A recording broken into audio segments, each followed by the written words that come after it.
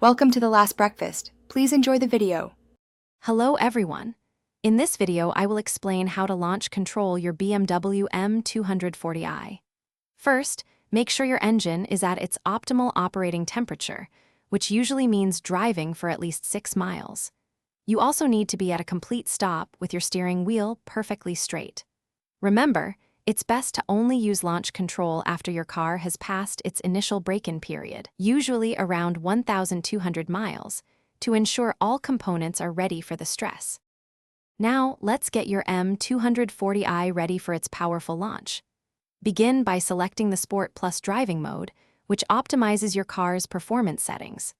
Next, press the traction control button just once to engage dynamic traction mode. You'll see an indicator on your dash. Finally, move your gear selector into the Sport transmission mode, often displayed as S1, to prepare the gearbox for aggressive acceleration. With your car configured, it's time to activate launch control. Use your left foot to press the brake pedal down very firmly, almost as hard as you can. Simultaneously, push the accelerator pedal all the way to the floor with your right foot, ensuring you press past the kickdown point. Keep both pedals held down until you see the Launch Control Active message appear clearly in your instrument cluster, indicating the system is ready. Once Launch Control Active appears, swiftly release the brake pedal.